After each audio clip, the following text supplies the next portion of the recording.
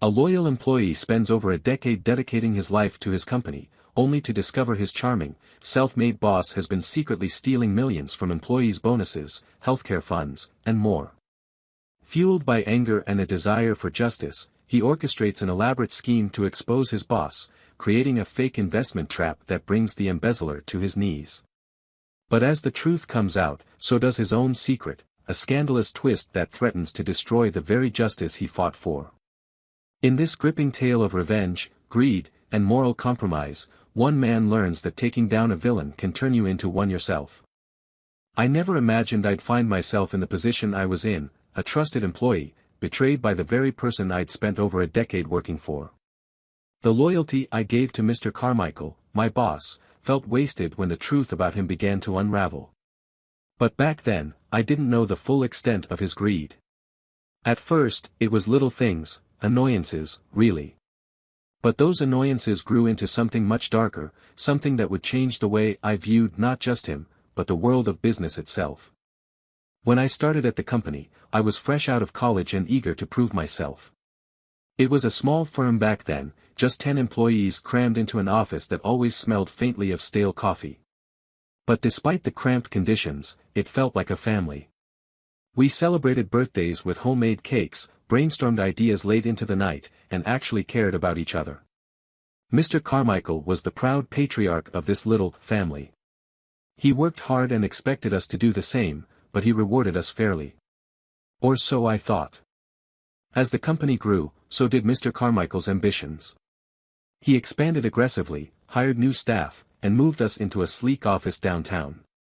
The family atmosphere began to fade, replaced by a cold, corporate culture. But I stayed. I stayed because I believed in what we were building. I stayed because I thought Mr. Carmichael was a man of integrity. The first real red flag came about 5 years in. We just landed a major client, one that would secure the company's future for years to come. Everyone expected bonuses that year, big ones. But when the announcement came, Mr. Carmichael's smile faltered. Unfortunately, he said, standing at the head of the conference room, the numbers just aren't there. We've had to reinvest the profits to ensure long-term stability. People were disappointed, but no one questioned him. After all, he was the boss, and we trusted him to make the right decisions. I trusted him. But then I saw the new car he drove into the parking lot a week later, a sleek, custom sports car that cost more than most of us made in a year. I told myself it was just bad timing, that he'd probably been planning the purchase for months. I ignored the unease gnawing at my gut. By the time the next bonus cycle came around, the disappointment had turned into frustration. The company was thriving, yet once again, there were no bonuses. Economic uncertainty, Mr. Carmichael explained, his tone somber. Meanwhile, he was taking lavish vacations and upgrading his office furniture to Italian leather. I started hearing whispers in the break room. Employees wondered aloud where all the money was going. Some joked that Mr. Carmichael was secretly hoarding it in a vault like a cartoon villain. Others speculated that he was funneling it into side projects. But no one dared confront him. I kept my mouth shut, too. As much as I hated what was happening, I needed the job. I just bought a house with my wife, and we were talking about starting a family. I couldn't afford to risk everything by stirring the pot. Then, one day, I overheard a conversation between Mr. Carmichael and his assistant that stopped me in my tracks.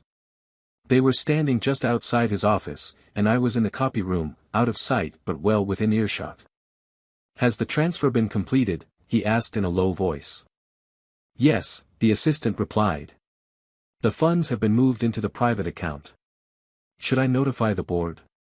"Absolutely not," Mr. Carmichael snapped. "This stays between us." "Understood." "Understood." My heart pounded as their voices faded down the hall. I didn't know exactly what they were talking about, but I knew it wasn't good. Private accounts. Hidden funds. It all sounded shady as hell. But I told myself to stay out of it. Eavesdropping on your boss wasn't exactly a recipe for job security. For a while, I tried to push the incident out of my mind. I focused on my work, ignored the growing resentment among my coworkers, and pretended not to notice the tension in the office. But the more I thought about it, the more certain I became that something was very, very wrong. The breaking point came during the annual company meeting. Mr. Carmichael stood in front of us, all charm and charisma, and painted a rosy picture of the company's future. "We're on track for our best year yet," he said, his voice dripping with enthusiasm. "Thanks to all of you, we've achieved something truly remarkable." I wanted to believe him. I really did. But when he announced, yet again, that there would be no bonuses, I couldn't take it anymore. My co-workers exchanged angry glances, and a few muttered under their breath, but no one said a word. No one except me. "Excuse me," I said, my voice shaking slightly as I stood up. "If the company's doing so well, why aren't we seeing any of it?" The room went silent. All eyes turned to Mr. Carmichael, who looked momentarily stunned. But he recovered quickly, flashing me a tight smile. "That's a fair question," he said smoothly. "The truth is, we've had to allocate resources to some unexpected expenses. It's not ideal, but it's necessary." "What kind of expenses?" I pressed, my heart pounding. I couldn't believe I was actually doing this. His smile faltered. "That's not something I'm at liberty to discuss," he said, his tone sharpening. "But I assure you, it's all for the good of the company." I wanted to push further, but the icy look in his eyes stopped me. He wasn't just my boss, he was the man who controlled my livelihood. I sat back down, feeling a mix of anger and humiliation. But that moment planted a seed in me. I couldn't let it go. I had to know the truth, even if it meant risking everything. What I didn't realize was that uncovering the truth would be the easy part. What came after, that was where the real challenge began. After the meeting, I couldn't focus. Mr. Carmichael's vague answers kept replaying in my head. He hadn't just brushed me off, he'd looked at me like I was nothing. Like the sacrifices I'd made, the nights I stayed late, the weekends I worked to hit impossible deadlines, meant absolutely zero to him. It wasn't just about the money anymore. It was about respect. About justice. I told myself I was overreacting, but the pit in my stomach wouldn't go away. Every time I saw Mr. Carmichael strutting through the office in his tailored suits, I wanted to scream. But instead, I waited. I watched. And when an opportunity came to dig deeper, I grabbed it. One Friday afternoon, I overheard Mr. Carmichael's assistant, Chloe, talking about a last-minute errand she had to run before leaving for the day. Chloe wasn't like Mr. Carmichael. She was sweet, overworked, and clearly terrified of him. She left her desk in a rush, leaving her computer screen unlocked. I glanced around the office. Most people had already left for the weekend, and the few who remained were either on phone calls or too distracted to notice me. My heart raced as I walked over to her desk and sat down. This was reckless, borderline stupid, but I couldn't help myself. I wasn't sure what I was looking for, but I knew if anyone had access to the information I needed, it was Chloe. Her desktop was cluttered with folders, but one stood out, Carmichael Confidential. It was password protected, of course. "Damn it," I muttered under my breath. I glanced around the room again, my palms sweaty. I didn't have much time. Then I noticed a post-it note stuck to the bottom of her monitor. It had a string of letters and numbers scribbled on it, probably her email or login password. I typed it in, holding my breath. The folder opened. Inside were spreadsheets, memos, and transaction records. My eyes scanned the screen, and my jaw tightened as I read the details. The bonuses weren't just delayed or reallocated, they'd been siphoned into an account under Mr. Carmichael's name. A personal account. And it wasn't just the bonuses. Over the past 2 years, he'd redirected funds meant for employee healthcare, client reimbursements, and even charitable donations into this same account. The bastard was robbing all of us blind. I quickly emailed myself the files, making sure to delete any trace of the email from Chloe's sent folder. Then I closed the folder, logged off her computer, and returned to my desk. My hands were shaking. My stomach churned with a mix of anger and fear. If I got caught, I'd be fired on the spot. Or worse, Mr. Carmichael could press charges. But at that moment, I didn't care. I was done being a doormat. That weekend, I pored over the files, piecing together the puzzle.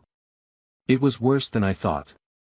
Mr. Carmichael had been funneling money into his personal account for years, hiding it under fake expenses and bogus investments.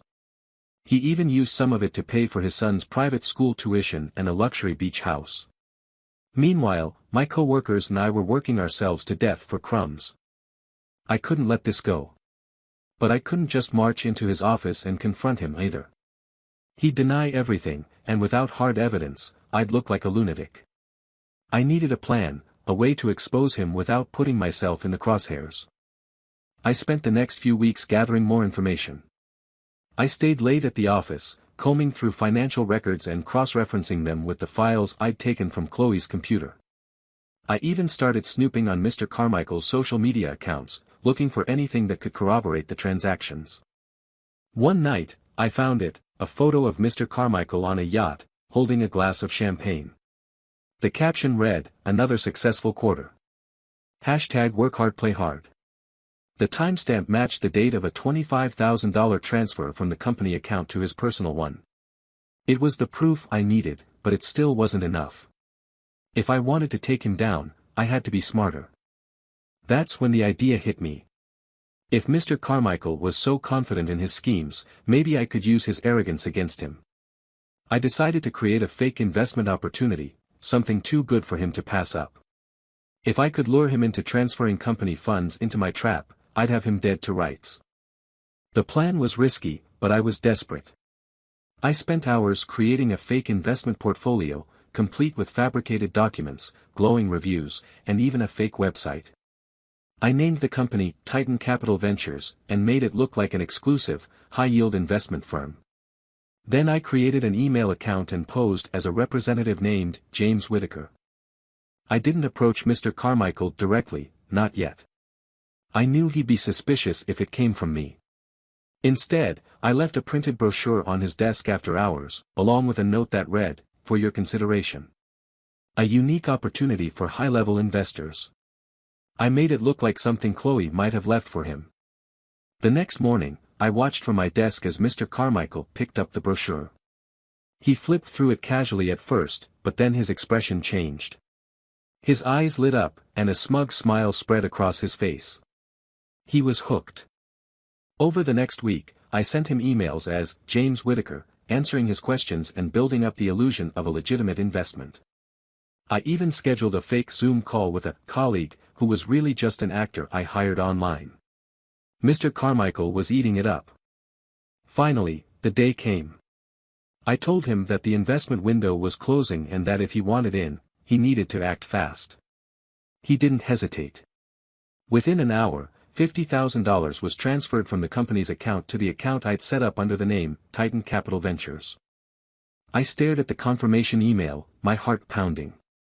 I'd done it. I had everything I needed to expose him. But now came the hardest part, putting it all into motion without getting caught. That night, I stayed late at the office again, making sure all the evidence was organized and backed up. I wrote an anonymous email to the board of directors, attaching the files and explaining how Mr. Carmichael had been stealing from the company for years. I included screenshots of the $50,000 transfer and even attached the yacht photo for good measure. When I hit send, I felt a strange mix of relief and terror. There was no turning back now. The wheels were in motion, and all I could do was wait for the fallout. The Monday after I sent the email, the office felt off. The usual hum of conversation was muted, and people avoided eye contact as if they could sense something was brewing. Mr. Carmichael, however, strutted into the office like he always did, whistling as he carried his overpriced coffee. He had no idea the storm that was about to hit him. I kept my head down, trying to act as normal as possible. But inside, my nerves were on fire. Had the board received the email? Were they already investigating? I knew it was only a matter of time before everything came crashing down, but waiting for it felt like torture. By lunchtime, things took a dramatic turn. Mr. Carmichael was called into an emergency meeting with the board of directors. He didn't seem concerned at first, just annoyed. He waved Chloe over and demanded she reschedule everything for the afternoon. She looked as pale as a ghost but nodded and scurried off. An hour passed. Then 2. The blinds in the boardroom were drawn, and I could only imagine what was happening inside. My phone buzzed with messages from coworkers. What's going on? Do you think someone's getting fired? Did you hear anything? I didn't respond to any of them. The less I said, the better. Finally, the door to the boardroom opened, and Mr. Carmichael walked out. Except this time, there was no swagger in his step. His face was flushed, his jaw tight. He looked around the office, his eyes scanning each of us like a predator searching for prey. For a moment, I thought he might suspect me. But then he stormed into his office and slammed the door behind him. The whispers in the office grew louder. People started speculating that it had something to do with the budget, maybe even the missing bonuses. I didn't say a word, but inside, I was counting the seconds until the truth would come to light. The next day, Mr. Carmichael didn't show up to work. Instead, the head of the board, a no-nonsense woman named Linda Grayson, sent out an email calling for an all-hands meeting at 4 p.m. The subject line simply read, "Important Company Update." By 3:45, the entire office was buzzing. People were throwing out wild theories, from layoffs to a hostile takeover. No one suspected the real reason behind the meeting, no one but me. I sat quietly at my desk, pretending to be just as clueless as everyone else. At exactly 4 p.m., Linda Grayson walked into the conference room. Her expression was stern, and the air seemed to crackle with tension. "Thank you all for coming," she began, her voice firm but steady. "As many of you know, the company has faced some financial challenges over the past few years. Today, I want to address the root cause of those challenges." The room fell silent. Everyone was on the edge of their seats. "It has come to our attention that Mr. Carmichael has been engaged in fraudulent activities, including the embezzlement of company funds. Over the past several years, he has stolen money that was intended for employee bonuses, healthcare, and other operational expenses." Gasps rippled through the room. People exchanged stunned looks, their faces a mix of shock and anger. Linda continued, "This morning, the board reviewed undeniable evidence of Mr. Carmichael's misconduct, and as of today, he has been terminated. Legal proceedings are underway, and we are cooperating fully with the authorities to ensure justice is served." The room erupted. Some people were furious, demanding to know how this could have gone unnoticed for so long. Others were simply stunned into silence. I kept my expression neutral, but inside, I felt a surge of satisfaction. The man who had stolen from us, lied to us, and used us was finally getting what he deserved. Linda raised a hand to calm the room. "I understand that this news is upsetting. I want to assure you all that the board is taking immediate action to address the situation. First and foremost, we are working to recover the stolen funds. Secondly, we will be issuing the overdue bonuses to every employee as soon as possible." A collective sigh of relief swept through the room. People started murmuring, their anger softening into cautious optimism. For the first time in years, it felt like there was hope. As the meeting wrapped up, I felt a tap on my shoulder. It was Chloe. Her eyes were wide, and her voice trembled as she whispered, "Do you think it's true? Did he really steal all that money?" I nodded slowly. "Yeah, I think so. He always seemed off, you know." She looked down, shaking her head. "I can't believe I worked so closely with him. I should have noticed something." "You couldn't have known," I said, trying to reassure her. "He was good at covering his tracks." She nodded, but her expression remained troubled. As she walked away, I felt a pang of guilt. Chloe had been an unwitting accomplice in all of this, and while I knew she wasn't to blame, part of me wished I could tell her the truth.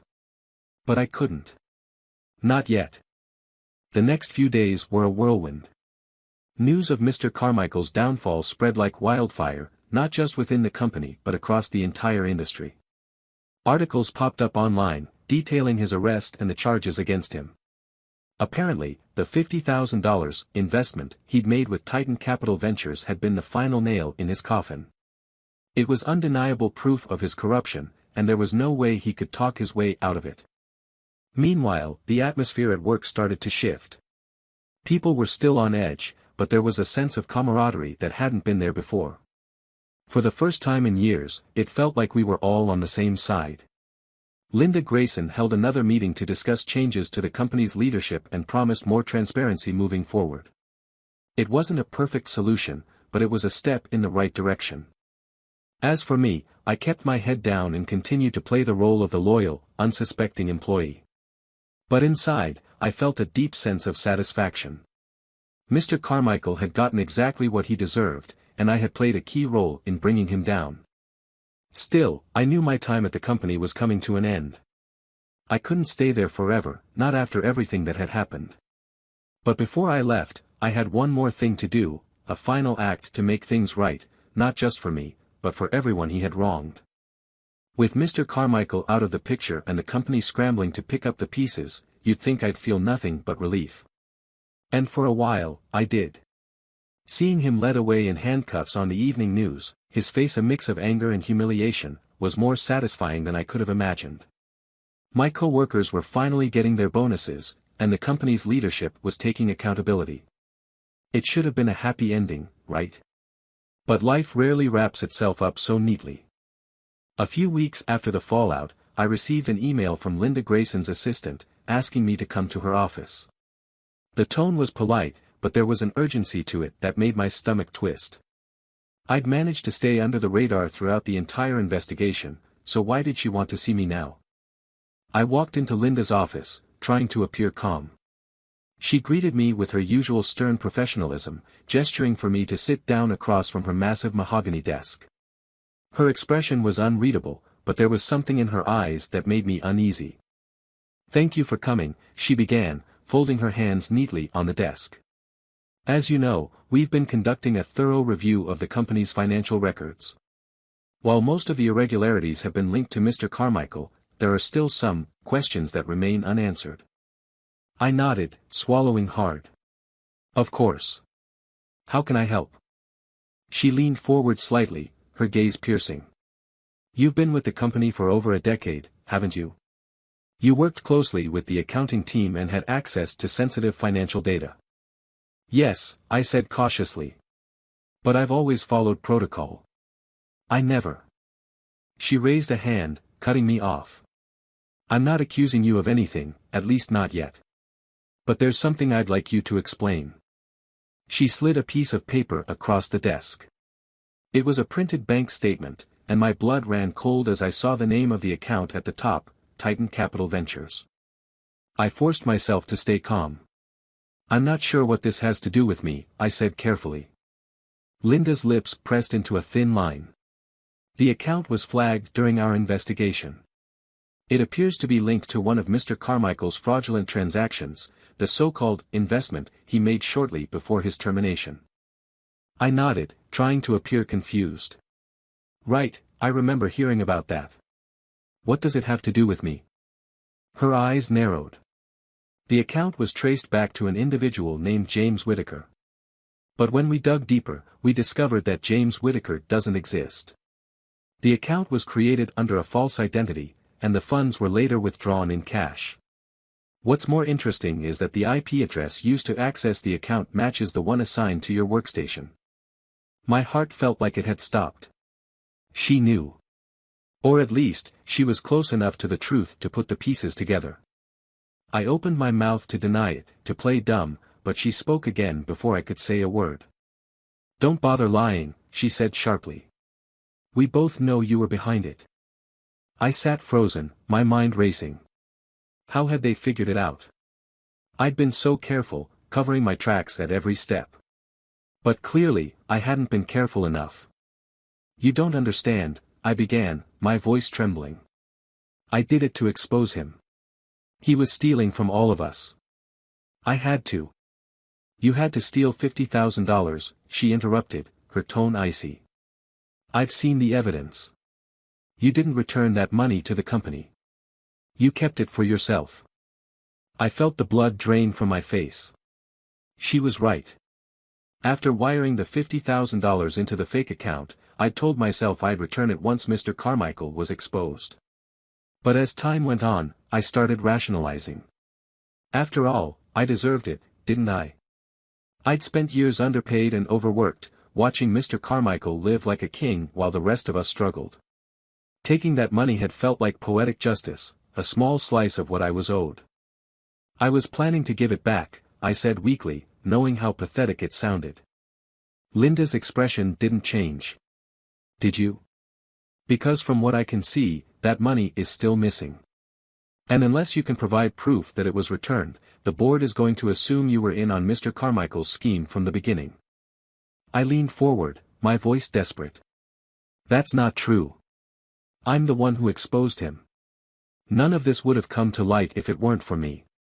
And for that, you'll get some credit, she said coolly. But that doesn't absolve you of what you've done. Embezzlement is embezzlement, no matter how you justify it. I sat back, my mind spinning. I thought I'd won, thought I'd beaten Mr. Carmichael at his own game. But now it felt like I'd played right into his hands. In trying to take him down, I'd become just as corrupt as he was. Linda let the silence stretch, watching me with an almost clinical detachment. Finally, she spoke. Here's what's going to happen. You're going to resign, effective immediately. You'll sign an agreement stating that you will not contest this or pursue any legal action against the company. In exchange, the board will refrain from pressing charges, assuming, of course, that the missing funds are returned within 48 hours. I stared at her, stunned. And if I don't agree? Her gaze hardened. If you don't agree, we'll hand everything over to the authorities. I don't think I need to explain what that would mean for you. For a moment, I considered fighting back. But deep down, I knew she had me cornered. If this went public, I'd lose everything, my career, my reputation, maybe even my freedom. I couldn't risk it. Fine, I said quietly.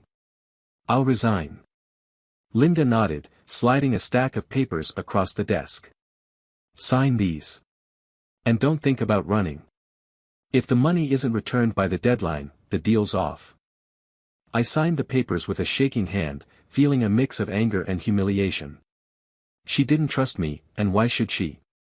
I'd broken the rules, even if I thought my reasons were justified. As I left her office, the weight of what I'd done crashed down on me. I'd won the battle against Mr. Carmichael, but I'd lost the war. My decision to keep that money, to take revenge in my own way, had come back to haunt me. I withdrew the $50,000 the next day and returned it anonymously to the company's accounts. But it didn't feel like enough. The damage was done, and no amount of money could erase the mistakes I'd made. I left the company quietly, without saying goodbye to anyone. My co-workers thought I'd just decided to move on, and I let them believe it. I didn't have the heart to tell them the truth. Months later, I heard that Mr. Carmichael had struck a deal with prosecutors, agreeing to cooperate in exchange for a reduced sentence. Rumor had it he was spilling everything, including details about other shady dealings the board had been involved in. Part of me wondered if Linda Grayson's righteous act had been just that, an act. Maybe she wasn't as clean as she pretended to be. In the end, it didn't matter. The company was a sinking ship, and I was finally free of it. But freedom came at a cost. I'd set out to take down a corrupt boss, and in doing so, I'd become a villain in my own story.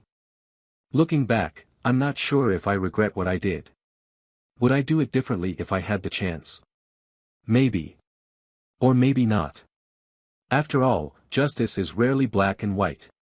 Sometimes, it's just shades of gray.